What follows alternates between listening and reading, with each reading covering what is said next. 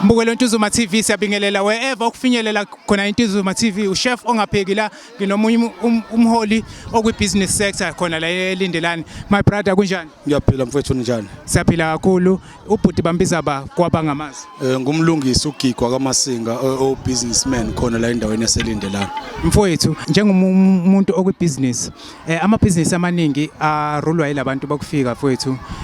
Singenza kanjani because umhla ka-30 usubekiwe la iminyango singenza kanjani ukuthi sibuyisele back ezandleni zethu singabantu base South Africa? Mfethu umuntu angakuphawula nje singaphawula esayidini lethu na osoma business la endaweni.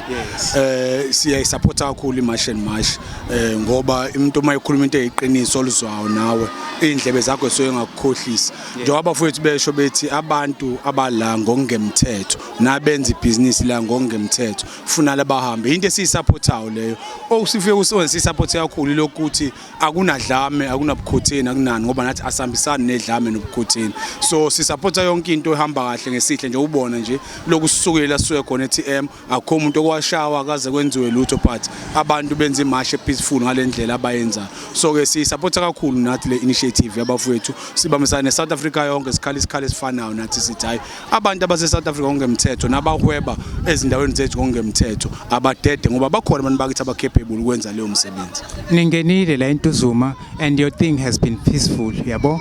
Kunama political parties athini lento eniyenzayo njengama South Africans is no-phobic attack. Ngabe kuyiqiniso into enjengaleyo mfowethu? Angeke ngije nje ngibe njengami njengoba ngo-businessman kungekho political party engi-align nayo.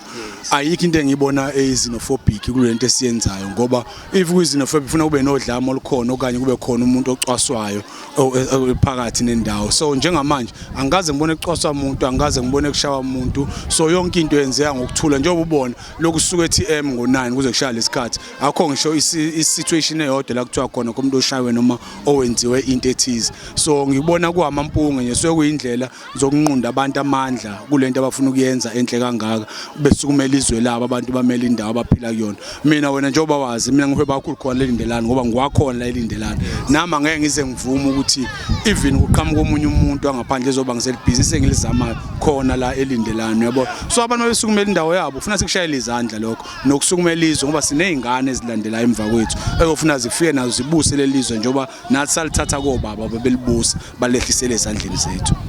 Kunomhla ka-30 mfowethu obekiwe and sekunabantu ababuka as opportunity yokulutha yokuthi nibaqombe phansi amanye amabhizinisi yabo ngokuthi bathathe impahla. I-message yakho sibheke kumhla ka-30 ungathini kubantu nje base South Africa in general?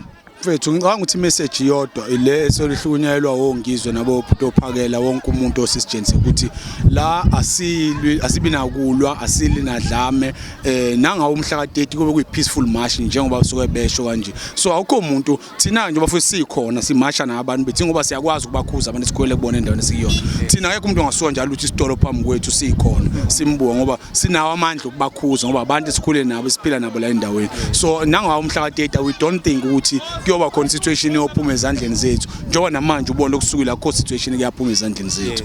Buti Mlungisi ngiyabonga kakhulu ngesikhathi sakho nakukuthi uvele nje kwiNtuzuma TV sisendaweni eyodwa siyiNtuzuma lindelani wonke lama section siyiNtuzuma siyathokoza ukuthi as Ntuzuma TV host umuntu wasegcekeni.